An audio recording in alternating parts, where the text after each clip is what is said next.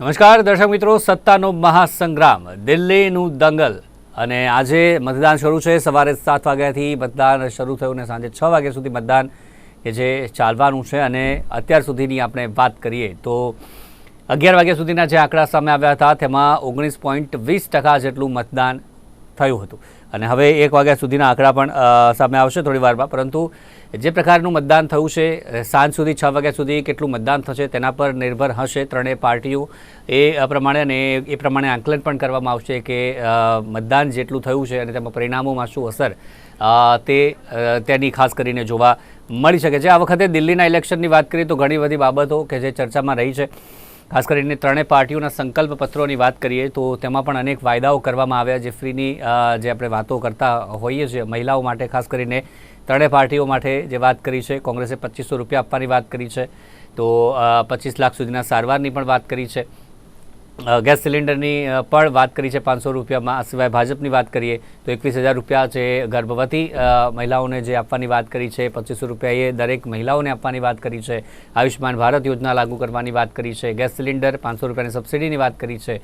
અનેક બાબતો છે, પરંતુ જનતા કોની પર વિશ્વાસ કરશે? કારણ કે જનતા અનેક મુદ્દાઓ જોતી હોય છે આમ આદમી પાર્ટીને. જે પ્રકારે લીકર કેસની આપણે વાત કરીએ તો તેમાં અરવિંદ કેજરીવાલને જે ફટકો પડ્યો છે, મનીષ સિસોદિયા, અરવિંદ કેજરીવાલ જેલમાં રહ્યા અને પછી અતિશીને બનાવવામાં આવ્યા સીએમ. હવે આગળ આપણે વાત કરીશું યમુના નદીનો જે મુદ્દો ચાલી રહ્યો છે તેનો મુદ્દો છે, રોડ રસ્તાઓનો મુદ્દો છે. અનેક બાબતો એવી છે જ્યારે કોંગ્રેસનું રાજ હતું 10 વર્ષ પહેલાં, ત્યારની સ્થિતિ લઈને આગળ 10 વર્ષોમાં કેટલું બદલાયું છે. આ તમામ બાબત પર ચર્ચા કરીશું. જનતા શું જુએ છે એના પર ચર્ચા કરીશું અને શું પરિણામો કેવા હોઈ શકે છે આ વખતે. શું હેટ્રિક મારશે આમ આદમી પાર્ટી કે પછી કોઈ ભારતીય જનતા પાર્ટી 25 વર્ષ બાદ વાપસી કરશે કે કોંગ્રેસ 10 વર્ષ બાદ ફરી એક વખત વાપસી કરશે? આ તમામ બાબત પર ચર્ચા કરીશું. ચર્ચા કરવા માટે રાજકીય વિશ્લેષક બે જોડાઈ ગયા છે મારી સાથે, પ્રશાંતભાઈ ગઢવી અને અરવિંદભાઈ જોબનપુત્રા. બંનેનું સ્વાગત છે નિર્માણ ન્યૂઝમાં. સૌથી પહેલાં તો આપણે વાત કરીએ કોનું પલડું ભારે રહેશે તે તો ચર્ચા કરીશું, પરંતુ આ વખતે દિલ્હીમાં ઘણી બધી બાબતો ચર્ચામાં રહી છે. સંકલ્પ પત્રો તો ચર્ચામાં રહ્યા છે, પરંતુ એની સાથે જે ઇલેક્શનમાં જે મતદાન ન કરવા જાય તેની પણ ઘણી બધી બાબતો ચર્ચામાં રહી છે. કે હાથમાં જે અગાઉથી જ સ્યાહી લગાવવાની વાત છે તે ચર્ચામાં રહી છે, કે પછી મતદારો અને અન્ય બાબતે જે રોકવામાં આવે તેવા પ્રયાસ કરવામાં આવે. અગાઉની ચૂંટણીમાં આપણે જોયું છે કે તેમના આધાર કાર્ડ કંઈક નકલી બતાવી દેવામાં આવે, કેવી ઘણી બધી બાબતો સામે આવી હતી અગાઉની ચૂંટણીઓમાં. અત્યારે દિલ્હીનું ઇલેક્શન, પ્રશાંતભાઈ આપણાથી શરૂઆત કરીએ. જે આ બે બાબતો ચર્ચામાં આવી છે કે અગાઉથી શાહી લગાવી દેવામાં આવે છે પૈસા આપીને, ને પછી અન્ય ઘણી બધી બાબતો ચર્ચામાં આવી છે. કઈ કઈ બાબતો ખાસ આ દિલ્હીના દંગલમાં આ વખતે ચર્ચામાં રહી છે? દિલ્હીના દંગલમાં મુદ્દાઓ આપે પણ ગણાવી દીધા અને ઓલરેડી આટલા દિવસથી આપણે બધા મુદ્દાઓ સાંભળી રહ્યા છીએ કે ત્યાં શું ચાલે છે. હવે હું એવું માનું છું કે જનતાએ છેલ્લા 10 વર્ષનું શાસન આમ આદમી પાર્ટીનું જોયું. એમાં એમને ક્યાંક ને ક્યાંક શિક્ષણ, આરોગ્ય, ફ્રી વીજળી, ફ્રી ટ્રાન્સપોર્ટેશન જેવા પોઝિટિવ મુદ્દા, એટલે જનતા માટે પોઝિટિવ, આમ આદમી પાર્ટી માટે પોઝિટિવ. એની સામે નેગેટિવ કે ભાઈ યમુના સફાઈની વાત હતી, ગંદકીની વાત છે, AQI air quality index, pollution એટલું બધું છે કે જેને કોઈ કંટ્રોલ કરી શક્યું નથી. એ સિવાય મોટો મુદ્દો જે તમે કીધો કે ઝુગ્ગી ઝોપડીના લોકોને પૈસા આપીને આગળથી સહી લગાવડાવી દેવાની, અને એ વોટિંગ પ્લસ નવા રાતોરાત એડ થયેલા મતદારો, લઈ લીધેલા આધાર કાર્ડો. આ ચૂંટણી જે મહત્વની છે એટલા માટે છે કે છેલ્લા 2 વખતથી આમ સિંગલ પેલી પીચ ઉપર નથી કહેતા વન સાઇડેડ ગેમ જેવું હતું. કારણ કે આમ આદમી પાર્ટી 2013 પછી જન્મ લીધો, અચાનક જન્મતાની સાથે બાળકની જગ્યાએ સીધો પરિપક્વ પુરુષ થઈ ગયો, કારણ કે સીધા સરકારમાં આવી અને કોંગ્રેસ સાથે ગઠબંધન કર્યું. પછી તૂટ્યા પછી બીજી વારમાં 67 સીટો અને હમણાં છેલ્લે 64-63 સીટો. તો એક મેદાન ખાલી હતું, કોંગ્રેસ 0 થઈ ગયું હતું, ભાજપ હજી રમી રહ્યું હતું થપ્પો થપ્પો. આ વખતે ભાજપ એકદમ આમ એટલું બધું બળ લગાવી દીધું છે. એમાં એની પોતાની કેન્દ્ર સરકારની તાકાત, એની કેન્દ્ર પાસે રહેલી તાકાત વત્તા ઓવરઓલ દેશવ્યાપી એની રહેલી નેતાઓની ફોજ, એ બધું ઉતારી અને ક્યાંક અરવિંદ કેજરીવાલની સામેના લીકર પોલિસીના મુદ્દા હોય, ગંદકીની વાત હોય, આ બધું ઉતારીને એટલું કેમ્પેનિંગ થઈ ગયું છે કે જનતાને વિચારતા તો કરી દીધા. હવે જનતા તમે સમજો, બંને પરિણામ આપણી સામે છે. 2019 લોકસભા, 2024 લોકસભા કે, અને એ જ રીતે 2020ની દિલ્હી વિધાનસભા અને 15ની વિધાનસભા. તો 60+ સીટો એટલે લગભગ 90% સીટો સ્ટેટમાં આમ આદમી પાર્ટીને મળી. તો જનતા બી ક્લિયર છે કે ભાઈ રાજ્ય કક્ષાએ અમને આમ આદમી પાર્ટી સારું કરી આપે છે અને અમને બધું મળે છે, પણ કેન્દ્ર લેવલે અમારે નરેન્દ્ર મોદી જોઈએ છે. એ જ આશયથી જો ચાલે તો આ વખતે પિક્ચર ક્લિયર છે. પણ આ વખતે સૌથી મોટી વાત પાછી એ થઈ કે કુંભકર્ણ નિંદ્રામાંથી જાગેલી કોંગ્રેસ એટલી બધી સક્રિય થઈ ગઈ. રાહુલ ગાંધી, પ્રિયંકા ગાંધી અને પ્લસ લોકસભા વખતનું જે દલિત અને મુસ્લિમો માટેનું જે કેમ્પેન બધું હતું યુપીનું, એ આખું દિલ્હી ડાયવર્ટ થયું. એટલે દિલ્હીના દલિત અને મુસ્લિમ વોટ ક્યાંય જાય નહીં આમ આદમી પાર્ટી કે ભાજપમાં, એ બધા જો કોંગ્રેસમાં પડે અને કોંગ્રેસ ડબલ ડિજિટમાં વોટ શેર લઈ જાય તો એની સીધી નુકસાની આમ આદમી પાર્ટીને અને ફાયદો ભાજપને થઈ જાય. હવે ત્રણેયમાંથી કોઈને બહુમતી ના મળે તો પાછો લોચો, કારણ કે ગઠબંધન કોણ કરશે? જે રીતે લડી રહ્યા, જે રીતે લાગે છે કે આપને કોંગ્રેસ બાજુ ગઠબંધન કરીને સરકાર બનાવે, પણ હજી બી પોલ ને એક્ઝિટ પોલ એટલે ઓપિનિયન પોલ જે આવે છે એ પ્રમાણે ક્યાંક ને ક્યાંક આમ આદમી પાર્ટીનું પલ્લું થોડુંક ભારે છે. સીટો ઘટે, 64 ની જગ્યાએ હું કહું 50 આવે, 45 આવે. એ જ રીતે ભાજપ 7 સીટોમાંથી બહુમતીની 36 સીટો લાવે એટલું સક્ષમ હજી નથી થયું, કારણ કે અમુક સીટો ઉપર તો એને આમ આદમી પાર્ટીના ખેરવવા પડ્યા, ઉમેદવારો પણ નથી મળતા જોઈએ એવા. કોંગ્રેસ પાસે પણ સેમ હાલત છે. તો આવી પરિસ્થિતિમાં કદાચ આમ આદમી પાર્ટીની સીટો ઘટે, પણ હું માનું છું એકલા હાથે લગભગ જીતી જાય એવી પરિસ્થિતિ અમને દેખાઈ રહી છે. જે લોકસભામાં ભાજપની સ્થિતિ આ વખતે થઈ હતી તેવી ક્યાંક ને ક્યાંક આમ આદમી પાર્ટી આ વખતે હમણાં જોવા મળી શકે છે. અરવિંદભાઈ, જે આપણે વાત કરી દિલ્હીમાં અરવિંદ કેજરીવાલ અને આમ આદમી પાર્ટી ઘણા બધા આરોપો લગાવતી આવી છે, પોલીસ પર પણ આરોપો લગાયા છે. યમુનામાં ઝેર ભેળવવાની વાત હોય, અત્યારે પણ જે દિલ્હીમાં આમ આદમી પાર્ટીના ઉમેદવાર છે ગ્રેટર કૈલાસના, તેમણે જણાવ્યું છે કે પોલીસ એક મતદાન મથક છે ત્યાં પોલીસ મતદાન કરતાં રોકી રહી છે. પોલીસ પર નવો એક આરોપ. એટલે આ જે આરોપો લગાવવામાં આવી રહ્યા છે સતત આમ આદમી પાર્ટી દ્વારા કેન્દ્ર લેવલે અને જે પોલીસ પર, શું આ તમને લાગે છે આ તમામ આરોપો સફળ નીવડશે તેમની રણનીતિમાં? ખરેખર જોઈએ તો આમ જયારે ઇલેક્શન આવે ને ત્યારે આવા આક્ષેપો અને પ્રતિ આક્ષેપો થતા રહે છે. એની સામે જ ભારતીય જનતા પાર્ટીએ પણ આક્ષેપ મૂકેલો છે કે શીલમપુરમાં કે નકલી વોટો દ્વારા વોટિંગ થઈ રહ્યું છે એની પણ તપાસ કરવામાં આવે. તો આમ જુઓ તો બંને જગ્યાએ પ્રત્યક્ષના આક્ષેપો થાય છે. ઘણી જગ્યાએ વોટર્સને રોકવામાં આવે છે કે એવું પણ કરવામાં આવે છે. પણ આમ જોતા જોઈએ તો આ ઇલેક્શન એક ખૂબ જ મહત્વનું છે, હાઈટેક ઇલેક્શન છે કે જેમાં ત્રિપાંખીયો જંગ કહી શકાય. પણ મારી દ્રષ્ટિએ ત્રિપાંખીયો જંગ કરતા હું બહુ ખાલી બે પાર્ટીને જ વધારે મહત્વ આપીશ. અલબત્ત કોંગ્રેસની કંઈક 15-20 સીટ માટે ત્રિપાંખીયા જંગ માટે આપણે લડી શકીએ એવું ચિત્ર ઉપસ્થિત થયેલું છે. પરંતુ અહીંયા જે જોઈએ તે કેન્દ્ર વર્સિસ રિજનલ પાર્ટી, એ રીતે આ ઇલેક્શન લડાઈ રહ્યું છે. અને એમાં ખાસ કરીને મધ્યમ વર્ગને વધારે આકર્ષિત કરવા માટે અને મહિલા વર્ગને, અત્યાર સુધી જે બે વખતના ઇલેક્શનના રિઝલ્ટ જોઈએ છે તો એ રિઝલ્ટના પરિણામોથી એક ચોક્કસ નિર્દેશ બનાવે છે કે મહિલાઓએ આમ આદમી પાર્ટીને ખોબે ખોબે મત આપ્યા છે. પરંતુ ભારતીય જનતા પાર્ટીએ જે કેન્દ્રમાં જે બજેટ રજૂ કર્યું એમાં જે મિડલ ક્લાસને આકર્ષવા માટેની જે આકર્ષક સ્કીમો રજૂ કરી એની કેટલી અસર આ મતદારો પર પડે છે એ પણ જોવાનું રહ્યું. અહીંયા કેન્દ્ર સરકારે એડી જોડીનું જોર લગાડેલું છે અને જીતવા માટેની ઘણી બધી શક્યતાઓ સાથે એ લોકો કૂદી પડ્યા છે અને એ લોકો જીતવા માટે ખૂબ જ સારું એવું સંગઠન વર્ક કરેલું છે. તો અહીંયા એ જોવાનું છે કે ભારતીય જનતા પાર્ટીનો આપ ઉપર કેટલો હાથ રહે છે. બીજું કે આપ જે પાર્ટી જે 2014-15માં આવી અને સરકાર રચી, એમાં પણ એને જે એન્ટી કરપ્શનના મુદ્દા પર એની ચર્ચા રચાઈ હતી અને એને પ્રમાણિક પડે તરીકે, પરંતુ અહીંયા મુદ્દાઓ આખા વ્યવસ્થિત રીતે આપણે જોઈએ તો એ કરપ્શનના ચાર્જમાં જ ઇન્વોલ્વ છે અને એને પણ જેલની સજા થઈ છે, અત્યારે બેલ ઉપર છે. તો હવે એનું કેવું ભાવિ છે એ પણ અત્યારે નક્કી ના કહી શકીએ. તો આ બધી જ વસ્તુઓને ધ્યાનમાં રાખવામાં આવે છે. એ ઉપરાંત જે મહત્વની વાત છે કે પૂર્વાંચલના જે મતદારો છે, એટલે કે જે દિલ્હીના રહીશ નથી પણ જે ઉત્તર પ્રદેશ, બિહાર, ઝારખંડ ને અમુક ભાગના મધ્યપ્રદેશના જે લોકો આવેલા છે કે જેને પૂર્વાંચલ કહે છે, એ મતદારો કેની તરફ વળે છે એ જોવાનું. કારણ કે એ જ બધી વ્યક્તિઓ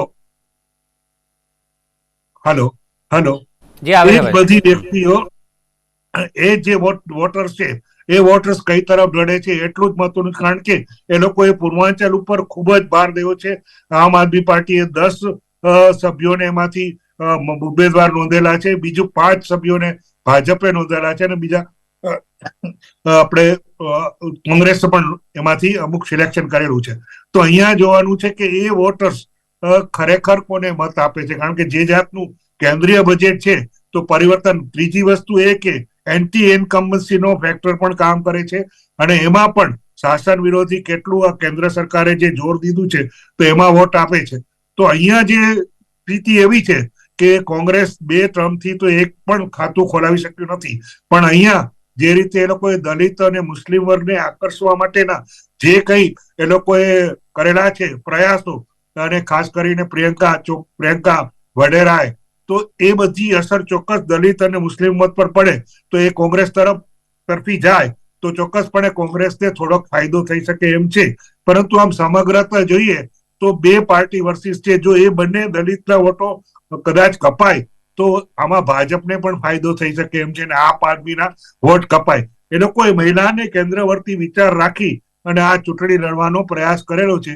તો આ સમગ્ર ઘટના જોઈએ કે જે અત્યારે વોટ ચાલે છે અને અત્યારે વોટિંગ ખૂબ મોટા પ્રમાણમાં થઈ રહ્યું છે, લાઈનો જોવા મળે છે, પણ ફરિયાદો થતી રહી છે, ક્યાંક બૂથ ઉપર પૈસાઓનું વહેંચણી પણ એવી થઈ રહી છે કે એ જાતના આક્ષેપો અને પ્રતિ આક્ષેપો થઈ રહ્યા છે. જોવાનું છે કે ઇલેક્શન કમિશનર આના ઇલેક્શન જે છે જેના ઉપર આખી ધુરા રચેલી છે એ લોકો કઈ જાતના સ્ટેપ લે છે અને કઈ રીતે આ આખો માહોલને સુધારે છે એ જોવાનું રહે છે. અહીંયા તો એવું લાગે છે કે આમ આદમી પાર્ટીને જે 2001, તમને ખાસ કહી દઉં કે 2015માં એને શેર 54.6% હતો અને એ જ 2020માં એનો 1% ઘટ્યો, એટલે તેમ છતાં એમાં એને 8 સીટ ગુમાવી હતી અને જે પેલા વખતમાં 3 સીટ 67 મળી હતી અને બીજી વખત એને 62 સીટ મળી અને 8 ભાજપને મળી. આ વખતે એ જોવાનું છે કે એના શેરમાં કેટલો ઘટાડો થાય છે, કારણ કે ગયા વખતની જે ચૂંટણી જોઈએ આપણે એમાં 2020માં જે 70 સીટોનું જે આકલન થયું તેમાં 55 સીટ એવી હતી કે જેમાં એબ્સોલ્યુટલી મેજોરિટી થઈ હતી, એટલે કે 55 સીટમાં એટલે 50% ઉપર સીટોનું મૂલ્યાંકન થયું હતું. એમાં 51 સીટ આપને મળી હતી ને 4 સીટ ભારતીય જનતા પાર્ટીનું. આ બધા આંકલન આપણે જોઈએ તો ચોક્કસપણે અત્યારે જે જાતનું કેન્દ્રનું આક્રમણ છે આ ઇલેક્શન જીતવા માટેનું, અને ખૂબ જ જોર બધા દિગ્ગજ નેતાઓ આવી અને આપને ઉગાડવાનો શેષમહેલ નો હોય, યમુના નદીનો, ખાસ કરીને યમુના નદી વિશે ખૂબ જ આ લોકોએ કહ્યું કે પોલ્યુટેડ વોટર છે. પછી જે અમારા સહયોગી કીધું એર પોલ્યુશન, તો એ બધી ગણનાઓ કરો તો ભારત આપને થોડો ઘણો અહીંયા નુકસાન થવા જઈ રહ્યું છે. બાકી તો રિઝલ્ટ ખુલે 8મી તારીખે ત્યારે જ ખબર પડશે. નકલી આપણે વાત કરી હમણાં પણ મતદાનની, નકલી મતદાનમાં 2 આરોપીઓને ઝડપવામાં આવ્યા છે કસ્તુરબા નગર, કે જ્યાં 2 જે ધરપકડ હાલ તો કરવામાં આવી છે અને એમને પૂછપરછ હાલ તો હાથ ધરવામાં આવી રહી છે. એટલે આરોપો પ્રત્યે આક્ષેપો પણ અત્યારે સંજયસિંહના પણ ઘણા બધા આરોપો છે. 2 આરોપો હમણાં પણ તેમણે લગાવ્યા છે. પ્રશાંતભાઈ, અત્યારે આપણે વાત કરીએ ભાજપ, કોંગ્રેસ, આમ આદમી પાર્ટી. આમ આદમી પાર્ટી માટે આ એક અસ્તિત્વની લડાઈ કહી શકાય અને સામે કોંગ્રેસ અને ભાજપ, તેમણે કંઈ જ ગુમાવવાનું નથી એવું કહી શકાય. બિલકુલ સાચી વાત છે કે આમાં જો કોઈ નુકસાન અથવા કઈ ફાયદો છે તો આમ આદમી પાર્ટીને છે. કારણ કે એના એટલા માટે ભાજપે એક બહુ મોટી મહેનત કરી અને મજબૂત કરવાનો પ્રયત્ન કર્યો અને દિલ્હીમાં એ મજબૂત થઈ. કારણ કે મજબૂત એટલે પેલા 3 સીટ, પછી 7 સીટ ને આ વખતે 8 ધારાસભ્યો પાડ્યા. વોટ શેર વધવાનો છે, કદાચ ડબલ ડિજિટમાં ભાજપને સીટ મળી જવાની આ વખતે. કોંગ્રેસ ઉભરીને થોડી બહાર આવશે દિલ્હીમાં, બરાબર. પણ આમ આદમી પાર્ટી માનો કે સીટ ઓછી મેળવે છે અને એમાં બહુમતીથી નીચે રહે છે, કદાચ ગઠબંધન કરવાનો વારો આવ્યો તો નેગોશિએશન કોણ કરશે, કોણ મોટો ભાઈ બનશે, બીજું કોની જોડે ગઠબંધન કરશો? શું કોંગ્રેસ ભાજપ જોડે કરીને સરકાર બનાવશે? ભાજપ કોંગ્રેસ જોડે કરશે? કોંગ્રેસ આપ જોડે કરશે? આપ ભાજપ જોડે કરશે? કોની જોડે કોણ એટલે વળી પાછું ડિમોલિશ. હવે જો ડિમોલિશ થાય તો નવી ચૂંટણીમાં આખું સમીકરણ બદલાઈ જશે, પહેલું. બીજું, જો આ ચૂંટણી નથી ને ખરેખર આમ તો ભાજપ જીતે જ નહીં, પણ કદાચ ભાજપ જીતી ગઈ તો આમ આદમી પાર્ટીનું ટોટલ રાજકીય અસ્તિત્વ ઝીરો થઈ જશે દિલ્હીમાંથી પણ, અને જે રળ્યું ખડ્યું પંજાબમાં એમાં છે. કારણ કે તમે સમજો, ઓવરઓલ લોકસભામાં આમ આદમી પાર્ટીએ કોંગ્રેસ સાથે ગઠબંધન કર્યું હતું અને બધી જગ્યાએ પ્રયત્ન કર્યો, સીટો માંગી, શેરિંગ કર્યું અને મહેનત કરી, બરાબર, પણ જોઈએ એવી સફળતા ના મળી. તો આમ આદમી પાર્ટીનું એવું મોટું કન્ટ્રીબ્યુશન વિપક્ષ તરીકે, અને વિપક્ષના પેલામાં નથી જેટલું આમાં હોય, જેટલું વિપક્ષ તરીકે જેટલું સમાજવાદી પાર્ટીનું, આરજેડી નું પણ ઓછું પરફોર્મન્સ છે જેટલું ટીએમસી નું છે વિપક્ષ તરીકે. ક્યાંક ને ક્યાંક આમ આદમી પાર્ટી નથી આપી શકી. એને ભેગી રાખવી ભેગી નહીં રાખવી કોઈ ફરક પડતો નથી. એટલે દેશવ્યાપી આમ આદમી પાર્ટી એકલું પડી જશે આગળ જતા, જો આમાં કંઈ પણ પરિણામમાં ફેરફાર આવે છે તો. પણ મેં કીધું મને જે રીતે પોલ મળે છે, બીજું તમે જો જનતાની નજરે વિચારો કે ભાઈ મને ઘરમાં લાઇટ ફ્રી મળે છે, પાણી ફ્રી મળે છે, શિક્ષણ ફ્રી મળે છે, આરોગ્ય ફ્રી મળે છે, મહિલાઓ બહાર જાય તો ટ્રાન્સપોર્ટેશન ફ્રી મળે છે. આ તો ગુજરાતમાં ગુજરાત ને બીજા બધા પ્રદેશમાં લોકો પોતાના 2 વ્હીલર 4 વ્હીલર ઇઝીલી વાપરી શકે છે. દિલ્હી મુંબઈ જેવામાં મેજર પબ્લિક ટ્રાન્સપોર્ટેશન વપરાય છે અને મેટ્રો સારામાં સારી છે જે શીલા દીક્ષિતે બનાવી છે. તો પબ્લિક ટ્રાન્સપોર્ટમાં એટલે જે બસની મુસાફરી છે એ જો મહિલાઓને સગર્ભાઓને મફત મળતી હોય તો લગભગ એવો કોઈ મુદ્દો અનટચ રહેતો નથી કે જે રોજબરોજના જીવનમાં ક્યાંક ને ક્યાંક તમારું સેવિંગ કરી આપતું હોય, ક્યાંક તમને ફ્રી મળતું હોય. ફ્રી આપણે કહીએ છીએ પણ ફ્રી તરીકે લોકો ઇનડાયરેક્ટલી બીજું બધું વાપરે જ છે, એટલે મળી રહ્યું છે લોકોને. તો જનતાને તો એવું છે કે અમને મળે છે, લોકો જે કર્યું લીકર સાથે અમારે શું લેવા દેવા, યમુના સાથે અમારે શું લેવા દેવા. પ્રદૂષણ જે બી આવશે, આજ ભાજપને નહીં, હું કઉ છું આપણે કોઈ ડેવલપ કન્ટ્રીના પ્રેસિડેન્ટને ટેમ્પરરી બી સીએમ બનાવી દો ને તો દિલ્હીનું આ પ્રદૂષણનું AQI 50 ની નીચે નહીં લાવી શકે, 100 ની નીચે નહીં લાવી શકે. એટલે કોઈની તાકાત નથી આ AQI નીચે લાવો, બરાબર છે. તો અમારે શું ફેર પડે? એટલે જઈને થપ્પા મારો ને. કારણ કે આમાં શું છે, જો રોજબરોજમાં તમે અહીંયાના PHC CHC માં જાઓ તો અહીંનો કેટલો વર્ગ જાય છે આમ જોવા જાવ તો ગુજરાતમાં, રાજસ્થાનમાં, પણ ત્યાં દરેક ગલીએ નાકે મોહલ્લા લોકો એમના અંદર ઘૂસીને બી ચલને ભાઈ કઈ નાનકડું માથું દુખી લાવો ટીકડી આપી દો, બીજું કઈ થાય જરા જોઈ લો ને. મોહલ્લા ક્લિનિક હોય એમાં ડોક્ટર હોય, એટલે એ થોડું પોઝિટિવ એફર્ટમાં જાય છે. નેગેટિવ એક જ વસ્તુ છે કે બહુ દુષ્પ્રચાર આમ આદમી પાર્ટીએ ભાજપ વિરુદ્ધ, કેન્દ્ર વિરુદ્ધ. શીલા દીક્ષિત 15 વર્ષ મુખ્યમંત્રી રહ્યા પણ ક્યારે એમણે એવું નથી કીધું કે દિલ્હી સરકાર અમને અહીં બેઠી અમારા કામ નથી કરવા દેતી, આડખિલ્લી થાય છે. આમણે નકરું કેન્દ્રને નકરું કોસ જ કર્યું છે અરવિંદ કેજરીવાલે. અને જ્યારે બી આ લોકોની પાસે માનો કે સેના બેસાડી, મનીષ સિસોદિયા હોય, સંજય સિંહ હોય, એ બધા કેન્દ્ર સરકાર વિરુદ્ધ બહુ માછલા જોયા. હવે ક્યાંક કેન્દ્ર સરકાર એટલે ભાજપમાં વિશે લોકોની એક પોઝિટિવ પરસેપ્શન છે હિન્દુત્વને લઈને, દેશના કામને લઈને. એ પછી જ્યાં નેગેટિવ જાય એટલે લોકો ભાજપ તરફી મતદાન કરવા માંડે. અને બીજું દલિત અને મુસ્લિમ વોટ જે બહુ મહત્વની ભૂમિકા ભજવવાના છે 7 થી 10 સીટો ઉપર, એ બધા ક્યાંક ને ક્યાંક ઓવરઓલ દેશવ્યાપી એવું સ્વીકારી લીધું છે કે દલિત અને મુસ્લિમોની જો કોઈ ચિંતા કરતું હોય તો કોંગ્રેસ પક્ષ છે. અને એટલા માટે એ વોટ શેર કોંગ્રેસમાં જતો રહે. આમ આદમી પાર્ટીનો વોટ શેર બી જો ઘટે અને સીટો ઘટે તો તકલીફ પડે અને રાજકીય અસ્તિત્વ પણ જોખમાઈ જાય. અસ્તિત્વ અત્યારે જોખમમાં છે અને તેના જ માટે અત્યારે એડી ચોટીનું જોર પણ લગાવવામાં આવી રહ્યું છે. શું થાય છે એ પણ ચોક્કસથી જોવું રહેશે, શનિવારે ખબર પડશે. અરવિંદભાઈ, કોંગ્રેસની આપણે વાત કરીએ, રણનીતિની વાત કરીએ, ભાજપ અને કોંગ્રેસની આ વખતની. ભાજપ જે અલગ અલગ દિલ્હીમાં આપણે વાત કરીએ તો સમગ્ર દેશમાંથી અલગ અલગ લોકો ત્યાં વસેલા છે, ત્યાંના પણ વોટર્સ છે. અને ગુજરાતના હોય તો ગુજરાતના અમુક નેતાઓને ત્યાં મોકલીને ત્યાં પ્રચાર માટે, યુપીના હોય તો તેમને. આ રણનીતિ કેટલી સાર્થક નીવડે છે? અને સાથે કોંગ્રેસની આપણે વાત કરીએ તો કોંગ્રેસ 15 વર્ષ સુધી શાસનમાં રહ્યું, પરંતુ ત્યારબાદથી 2 ટર્મમાં સતત 0 જે સીટ તેમના સામે આવી. અને આ વખતે જે રીતે લડી રહી છે, જે સીટો પર જે પોતાના દિગ્ગજ નેતાઓ છે તેમને પણ તેમણે ઊભા રાખ્યા છે, કેટલી સફળ નીવડશે આ બંને પાર્ટી માટે આ વખતે? બંનેનું આપણે વર્ણન કરીએ તો કોંગ્રેસે જ્યારે ખડગે રાજ સંભાળ્યું પછી એ લોકોએ સ્ટ્રેટેજીમાં ઘણો બધો ફેરફાર કર્યો છે અને એક આક્રમક નીતિ અપનાવી છે. અને આક્રમક નીતિમાં ખાસ કરીને કેન્દ્ર સરકાર ઉપર પ્રહાર કરવાનું અને એ સ્ટ્રેટેજી એને જાળવી રાખી છે. અહીંયા પણ એ સ્ટ્રેટેજીને લઈને એ લોકો આગળ વધી રહ્યા છે અને ખાસ કરીને અરવિંદ કેજરીવાલને પણ ખાસ યમુના અને કરપ્શન ચાર્જમાં, લીકર ચાર્જમાં જે છે એને પણ એ લોકોએ હાઇલાઇટ કરવામાં ખૂબ જ મહત્વનો ભાગ ભજવ્યો છે. અને એ ઉપરાંત કે રાહુલ ગાંધીએ પણ એના પ્રચારમાં કહ્યું હતું કે અહીંયા દલિતો અને મુસ્લિમોનો જે કોંગ્રેસે બહુ ફાયદો નહોતો ઉઠાવ્યો, એની ઓલી અવગણના કરી હતી, એના હિસાબે કોંગ્રેસને નુકસાન ગયું હતું એવું ખુલ્લેઆમ એને કહ્યું હતું. એટલે આ વખતે દલિતો અને આપણા માઇનોરિટી જે મુસ્લિમ વોટ છે એને આકર્ષવા માટે ખૂબ જ સારી એવી રણનીતિ અપનાવી છે કે અહીંયાથી મેક્સિમમ વોટ એ લોકો કવર કરે અને બીજી સીટમાં પણ લઈ જાય. અને એ લોકો ઉમેદવારના સિલેક્શનમાં પણ ઘણા એવા સારા ઉમેદવારો એને ઉભા રાખ્યા છે કે જે ખરેખર ટક્કર આપી શકે છે. અલબત્ત જીતે કે નહીં, પણ વન સાઇડેડ આ વખતનું ઇલેક્શન નથી. ત્રણેય માટે એક એસિડ ટેસ્ટ છે. અલબત્ત જે જાતના મારા સહયોગીએ કહ્યું હતું એક ચિત્ર એવું પણ ઉપસે છે અને જ્યોતિષીઓની આગાહી પણ એવી છે. પણ જો અહીંયા શક્યતા એવી છે કે ત્રિશંકુ દશા થવાની, શક્યતાઓ વધારે દેખાય છે. તો અહીંયા 30 થી 35 સીટ કદાચ ભારતીય જનતા પણ લઈ જાય, બાકી 30 સીટ આપ લઈ જાય અને 10-12 સીટ લઈ જાય કોંગ્રેસ. તો અહીંયા પરિસ્થિતિ આવું કે કોણ સત્તા પર હાંસલ કરે.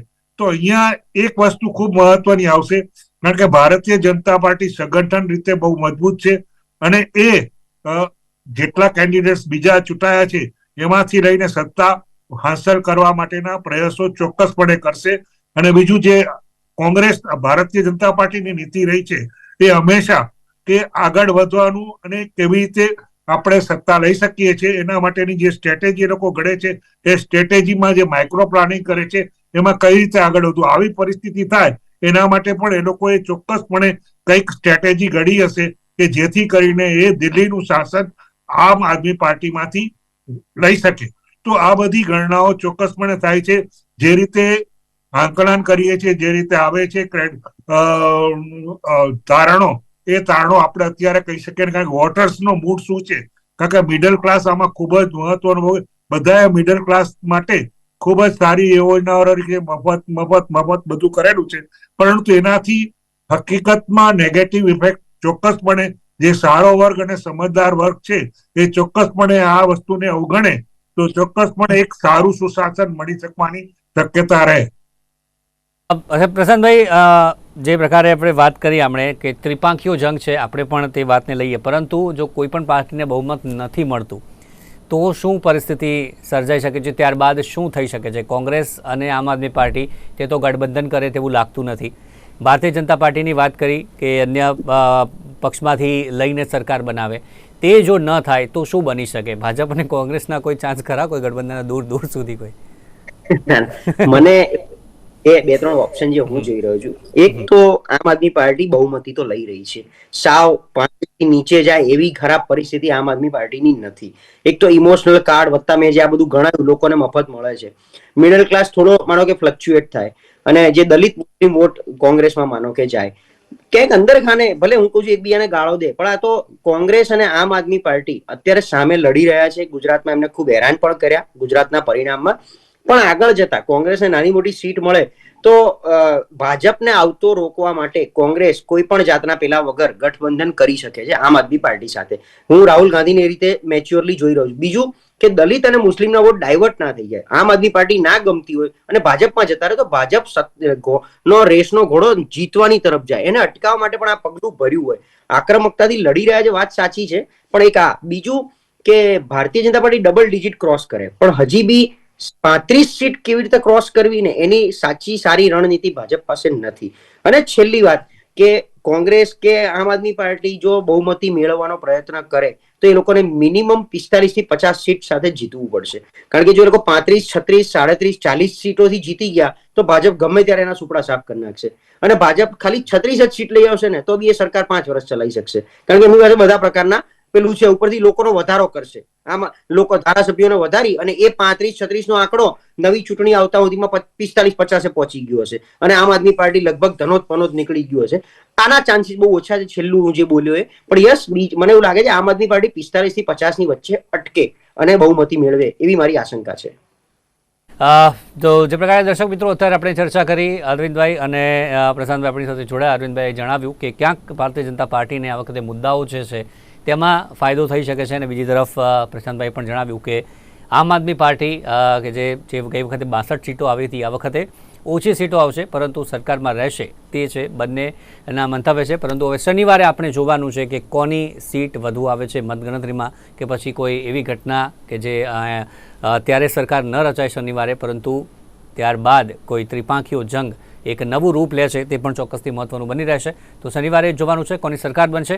અત્યારે ચર્ચામાં જોડાયા મારી સાથે પ્રશાંતભાઈ, અરવિંદભાઈ, બંનેનો આભાર અમારી સાથે ચર્ચામાં જોડાયા તે બદલ. Thank you very much. તો દર્શક મિત્રો, અત્યારે સત્તાનો મહાસંગ્રામ, દિલ્હીનું દંગલ અને સતત ચર્ચા ચાલી રહી છે. શનિવારે ફરીથી મળીશું. પરિણામો પર ચર્ચા કરવા માટે રજા આપશો. નમસ્કાર.